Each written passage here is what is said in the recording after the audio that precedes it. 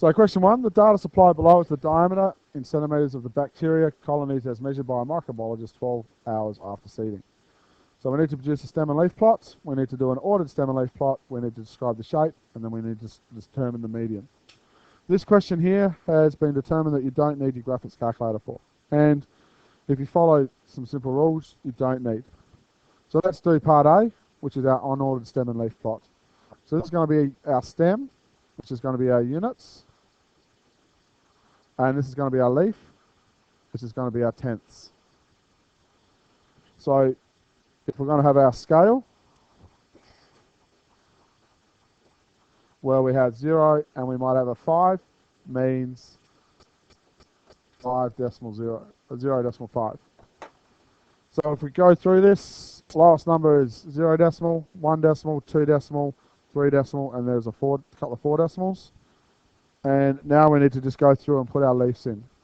The first one is 4, 0 decimal 4, 2 decimal 1, 3 decimal 4, 3 decimal 9, 4 decimal 7, 3 decimal 7, 0 decimal 8, 3 decimal 6, 4 decimal 1, 4 decimal 9, 2 decimal 5, 3 decimal 1, 1 decimal 5, 2 decimal 6, 1 decimal 3, 3 decimal 5, 0 decimal 9, 1 decimal 5, 4 decimal 2, 3 decimal 5, 2 decimal 1, 3 decimal 0, 1 decimal 7, 3 decimal 6, 2 decimal 8,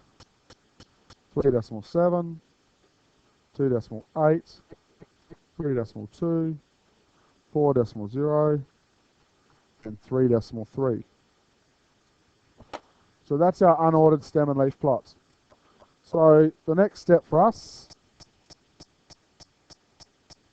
is to create an ordered stem and leaf plot. So going through the same process, we're going to have our stem and leaf. We're going to have our 0, 1, 2, 3, and 4. And this time we need to write each of those numbers in order. So for the first one, they are in order, so 4, 8, 9. Second one, we're going to have 3, 5, 5, 7. Third one, we're going to have 1, 1, 5, 6, 8, 8. Next one, there's a 0. There's a 1. So there's a 0, there's a 1. There's a 2. There's a 3. There is only 1 4. There's 1 2 5s. There are 2 6s. There are 2 7s. And there is a 9. Last one is going to have 0, 1, 2, 7, 9. A couple of things to remember when doing these is that these columns need to be to scale, because that becomes the scale of your graph. So you need to make sure all the numbers in the first column line up, all the numbers in the second column line up, and so forth. Now we can, so we've done our unordered, we've done our ordered. Now we need to describe the shape of our graph. So we can sort of put a bit of a run over our graph. So we've got a bit of a tail here. So when we've got a bit of a tail down the lower end, we've got a negatively skewed graph. Yes? So that means here, shape is negative skew. So that's number C. So describe the shape. It's got a negative skew. So data is closer to the higher numbers. So most of our data will come in the 2 decimal, 3 decimal, and 4 decimal.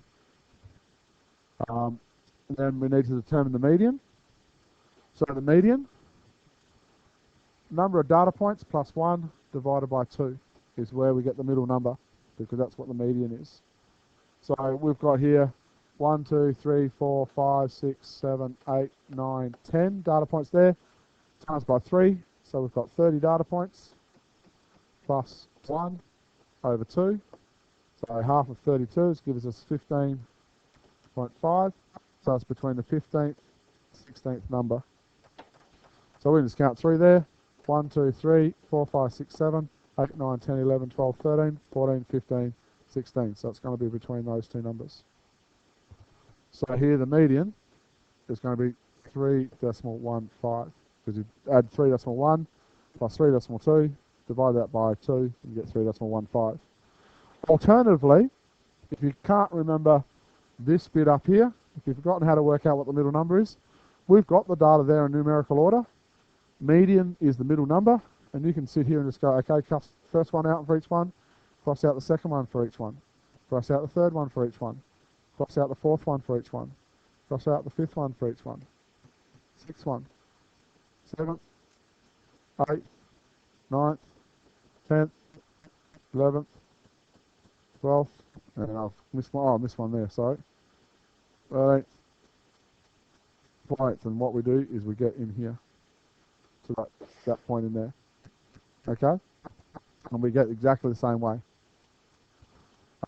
Just don't miss numbers. So that's how we do question 1. Question 2. The following exam results were recorded by 2 classes of biology students, Class A and Class B. For each class, determine the 5-number summary. For the 5-number summary, we want the minimum, we want Q1, we want the median, Q3, and max. So that'd be class 1 and class 2. Alright, so that would be one of the things we need to sort out. We need to find out the mean. Once we've done that, we need to work out the range and the standard deviation. Then we need to draw a histogram, describe its shape, and then draw parallel box plots. Okay? Then use your above statistics in the graph to write a small paragraph comparing the performance of the 2 classes. So for this one, we need to grab our graphics calculator, which I did have up once upon a time. So let's load up our graphics calculator.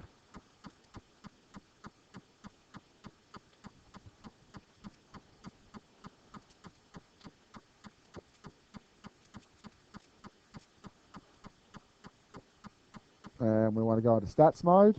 So it's mode number 2. And so now we can enter our data. So 56, 88, 62, 78, 59, 87, 85, 82, 61, 81. Oh, what's happened there? Come on.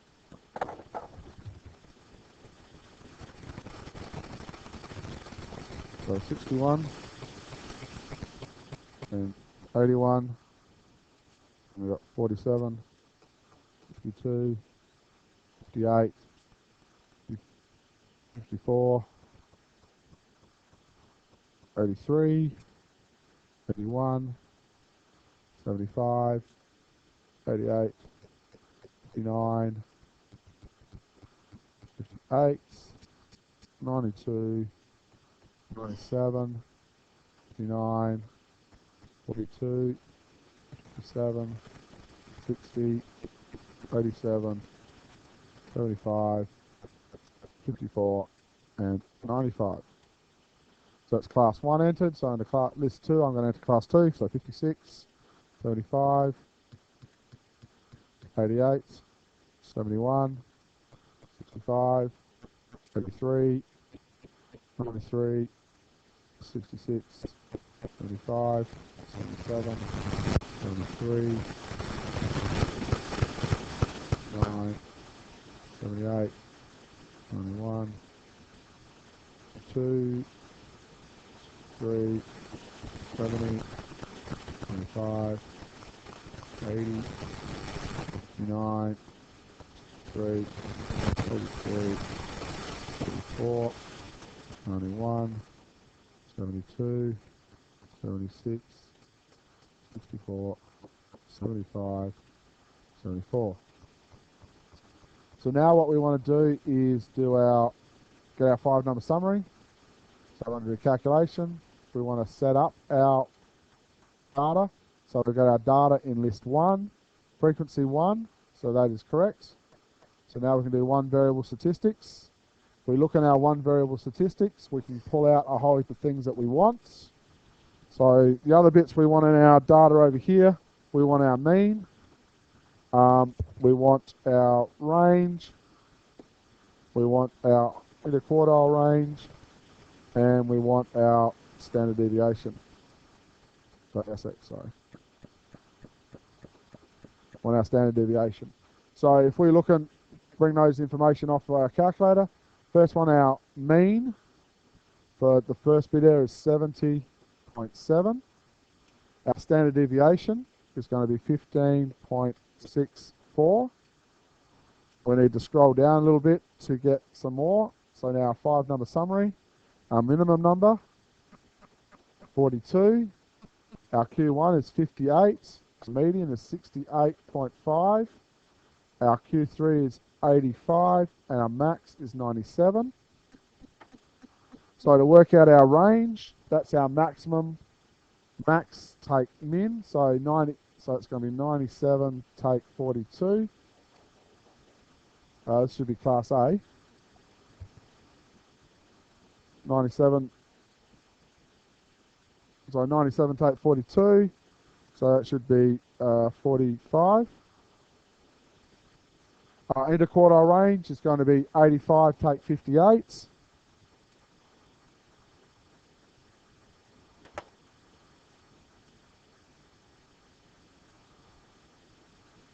So 85 take 58.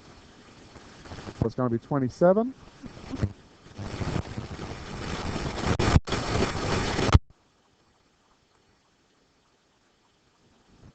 So that's our class 1. So let's look at class 2. So that's going to be now list number 2 that we want to look at. And so now we do our one variable statistics on list 2. So our mean here is going to be 73.7. 73.7. Our standard deviation is 10.1 or 10.09. Going through on here to get our 5-number summary. So minimum is 52, Q1 is 66, median is 74.5, Q3 is 80, as high as 93. So our range is 93 take 52, so that's going to be 41. And our interquartile range is 80 take 66, so that's going to be 14. Then what we want to do is draw a histogram. So if we exit that, we can also draw graphs. And we want intervals of 10, so we need to set up our graphs here. We want it to graph type to be a histogram. We want it list 1 that. And so that's now set up. So if we hit graph 1, it asks us what do we want to start at. So we actually want to start at 40. And our width, we want to go 10. And we press execute to draw it. So our graph looks like that. So if we now draw our graph down here, that's going to be 40, 50, 60, 70. So 40, we can use our there. So 40 is going to be here. Then up there. 60 is going to be there. 80 is going to be a bit lower. So that's going to be 90.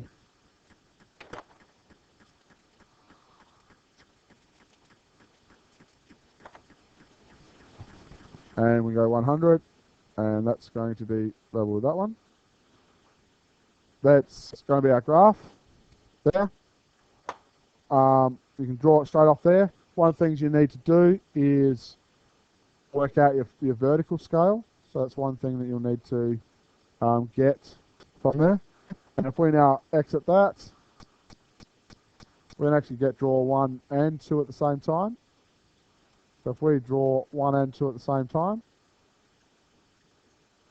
oh, let's not just draw, let's just do graph 2. Oh, hang on, that's why it's not working.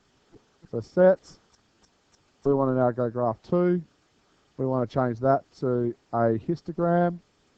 This X list is list 2. So we can exit that. So select, draw, turn both of those on. If we hit draw, what do we want to start at? Let's start at 40. We want to go up by 10. If we draw that, we can now see both. It's a bit hard to tell from that, so that's why we don't normally do 2 at once.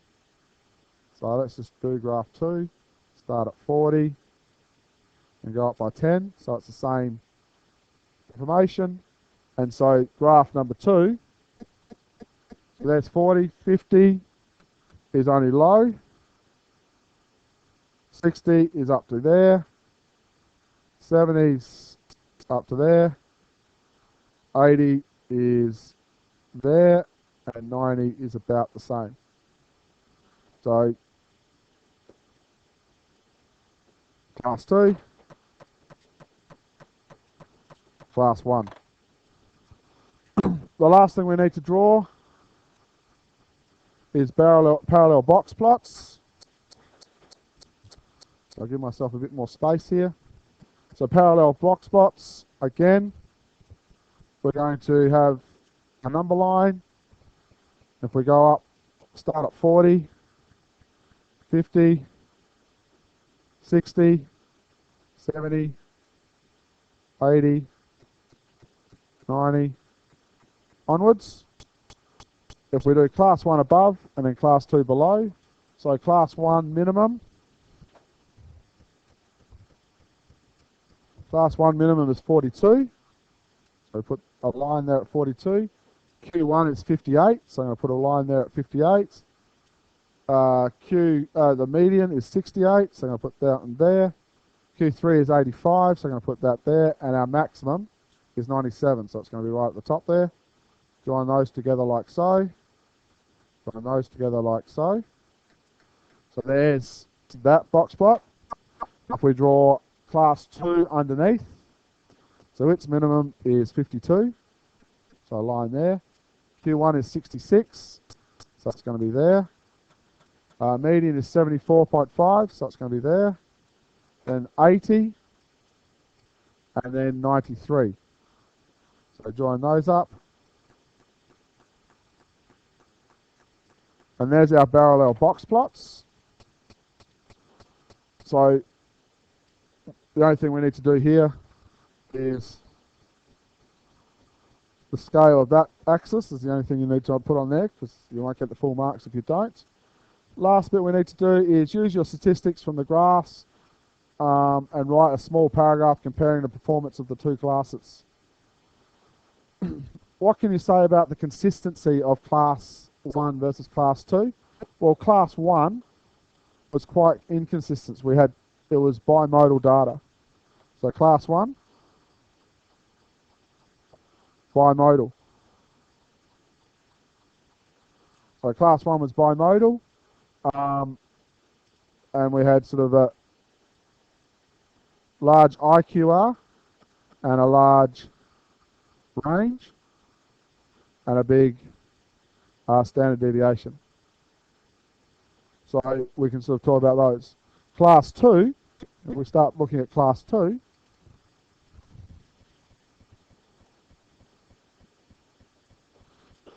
distribution was symmetrical. So distribution there was symmetrical. It had smaller interquartile range, smaller range, smaller standard deviation, and the data was probably more consistent.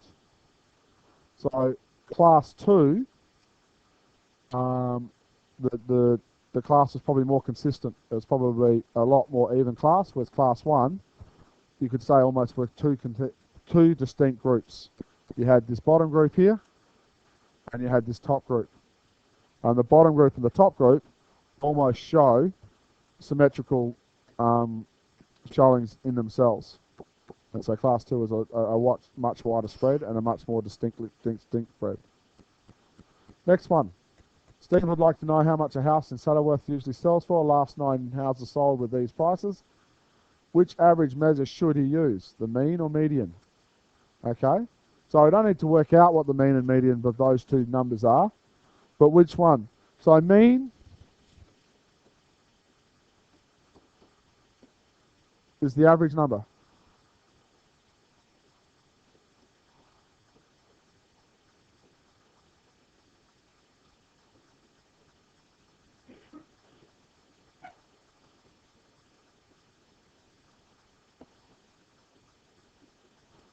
So in that, the mean is the average of the values, so the size of the number affects the number.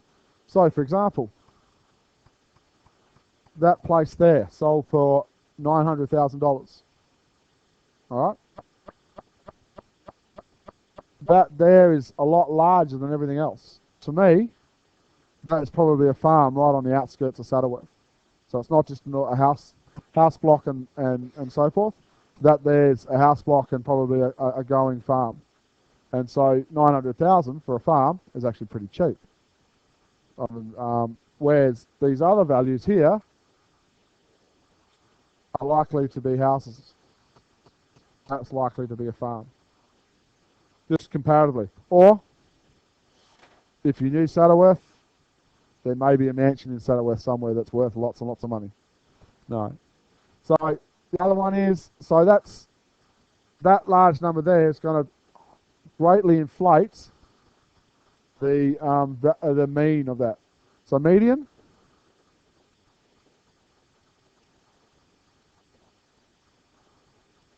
so it's the middle of the data. So the middle of the data, which means if it's in numerical order, it's the middle value.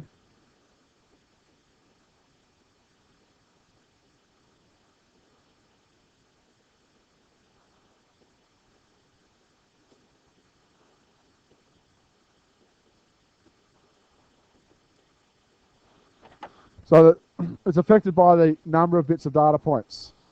So it will fall in there. It's over the middle number. So in this case, you would use the median house price because it's not affected by the actual values of the houses that are sold. That's the middle one, and that's most likely you'd find the cluster of houses around that value. A market research company employs in Gilbert Valley to investigate preferences of car buyers. The research company asked people at their age and whether they bought a car with a small engine, a medium engine, or a large engine. Only people who had bought a new or used car in the last 2 years were asked. The results are summarised in the table below. State the two variables under investigation. So what were the two variables under investigation?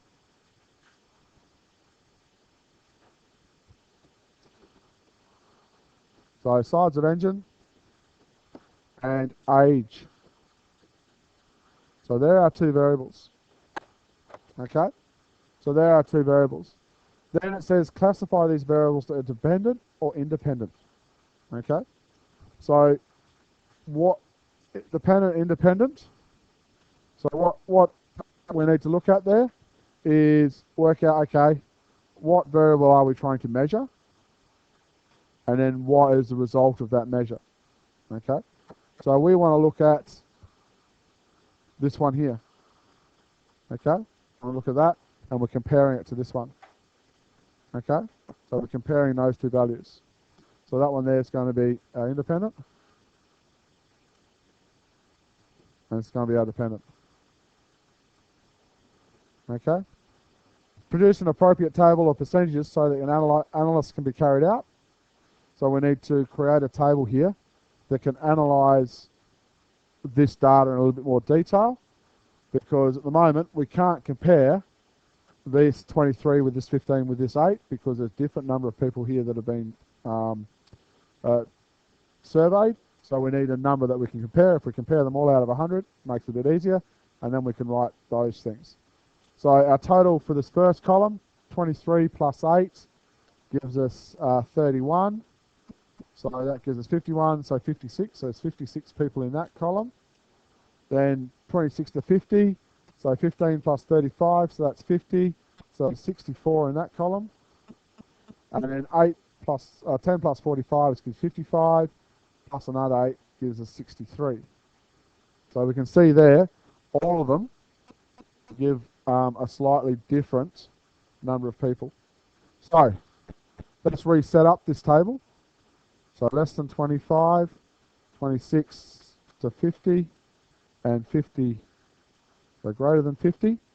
And we got small, medium, large. This time, instead of putting numbers in there, we're going to put percentages.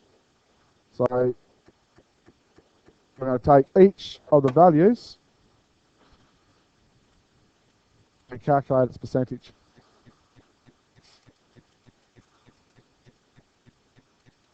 Go over here, X out of that, let's go to menu, go to number 1. So the first one here, we have 23 divided by 56 times by 100. So that's going to give me 41%. So it's 41% in that first one. Then we're going to do 8 divided by 56 times by 100. So that gives me 14%. And the large is going to be 25 divided by 56 times by 100. And gives me 45%. We do the same now for the next one. We've got 15 divided by 64 times by 100. So that's going to give me 23%. 35 divided by 64 times by 100. So that's going to give me 55%. And then 14 divided by 64 times by 100 is going to give me 22%. And over 50s, 8 divided by 63 is going to times by 100 is going to give me 13%. Then we've got 45 divided by 63 times by 100 is going to give me 71%. And then we've got 10 divided by 63 times 100 is going to give me 16%.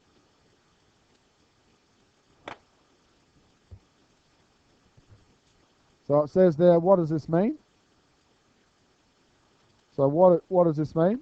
What are the main points from the research company we need to make in their reports?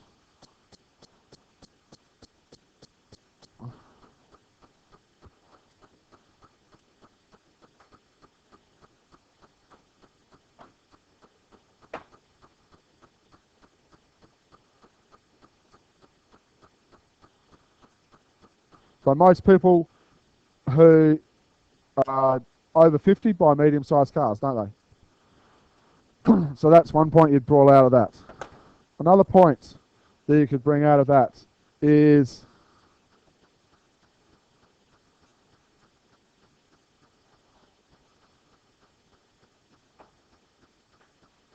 so young people either buy a small car or a large car.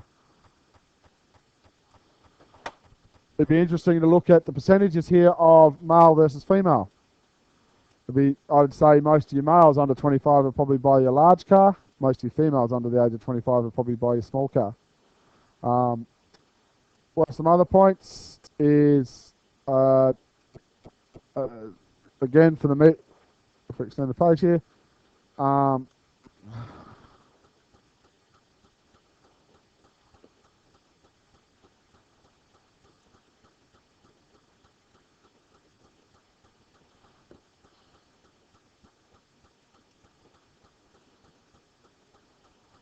So as you can see here, most of the data trends, it's like that. Okay, so young people, either small or medium, but as they get older, they trend into the middle one where they've got medium-sized cars. We can make some conjectures about that. It might be because if you're in the middle age, you've probably got a family, you don't have any money to spend on a big fancy car that's got a big engine because you're not a young hothead anymore. You've got to think about your family and you don't have the same sort of cash because your kids are taking it all up. Or young people who don't have any money, don't have a big job, so aren't getting much money, buy a cheap little car to get them around initially, and then when they can upgrade to a bigger car, they do, and that's usually when they've got a more stable job, they get into a relationship, they probably have a family, and the little car's no longer big enough for them to drive around. So there's some points you could draw out of that information. Last one, consider the following box and whisker diagrams for the students of Year 10. The height of the girls and boys have been measured, so the height of Year 10 girls, height of Year 10 boys. Answer the following questions about the two box and whisker diagrams. Let's make that a little bit bigger. So what is the median height of girls? So median height, so we can go down here. So it's about 156. Oh, let's make it 155. What's the median height? Oh, that's the maximum height of boys. So we can go there, about 188.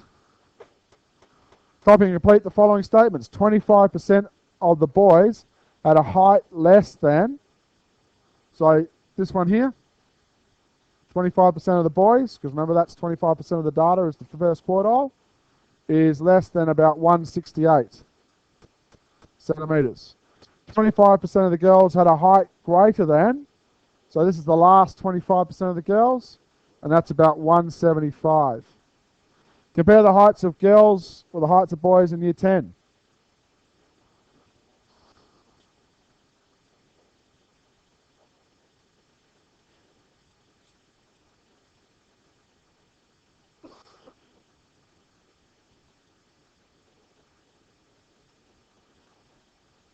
So there's a couple of things you can make.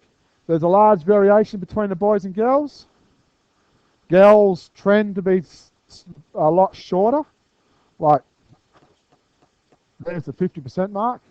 It's even lower than what the lowest boy is. Boys are sort of pretty much grouped up in this top area up here, the top 50% of the girls. So the girls spread out a lot more. The top girl and top boy are about the same height, so that you can't really say boys are going to be taller than the girls because the top girl is that height of the boys, but on average or overall, the boys are generally taller than the girls.